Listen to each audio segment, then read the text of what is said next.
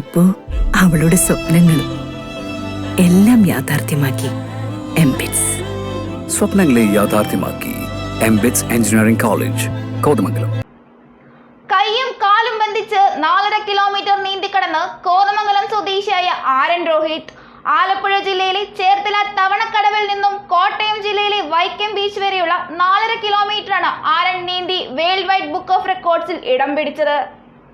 9 വയസ്സുകാരൻ കയ്യും കാലും ബന്ധിച്ച് വേമ്പനാട്ടുകായൽ 4.5 കിലോമീറ്റർ നീന്തിക്കടന്നു.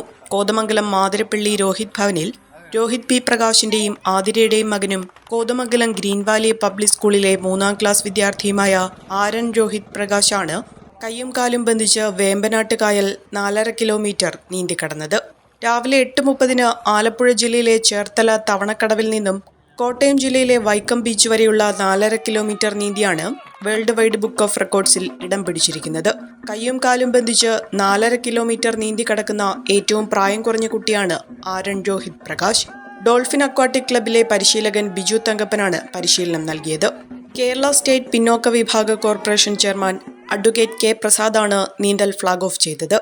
ചേർത്തല തവണക്കടവിൽ മുൻ പഞ്ചായത്ത് പ്രസിഡന്റ് PR ഹരിക്കുട്ടന്റെ അധ്യക്ഷതയിലായിരുന്നു flag off. Club secretary Ansal, programme coordinator Shihab K Sainu, മറ്റ് വിശിഷ്ട വ്യക്തികൾ, നിരവധി നാട്ടുകാർ എന്നിവർ സന്നിഹിതരായിരുന്നു.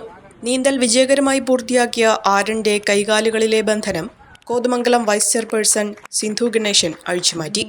MLA ആന്റണി ജോൺ അനുമോദന സമ്മേളനത്തിന്റെ ഉദ്ഘാടനം നിർവഹിച്ചു.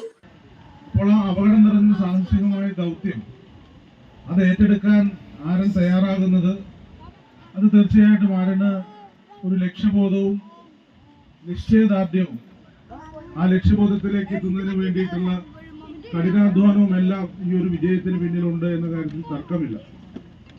അപ്പോൾ ഇവിടെ ഞാൻ നേരത്തെ വരുമ്പോഴും പലരും സൂചിപ്പിച്ചത് ഈ കായലിന്റെ ഒരു പൊതുവായൊരു സാഹചര്യത്തെ സംബന്ധിച്ചാണ്.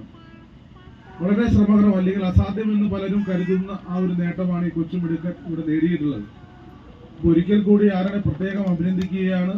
Vaikom municipal vice chairperson Preetha Rajesh പരിപാടിയിൽ അധ്യക്ഷത വഹിച്ചു. 1 മണിക്കൂർ 51 മിനിറ്റ് നീണ്ടുനിന്ന സാഹസിക യാത്രയെ സ്വീകരിക്കാൻ നിരവധി ആളുകളാണ് ഉണ്ടായിരുന്നത്. ഡോൾഫിൻ അക്വാട്ടിക് ക്ലബിന്റെ 17ാമത്തെ world റെക്കോർഡാണിത്.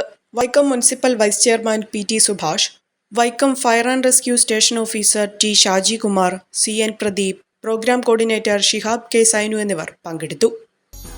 A1 textiles, Nehru park, Muvattupuzha.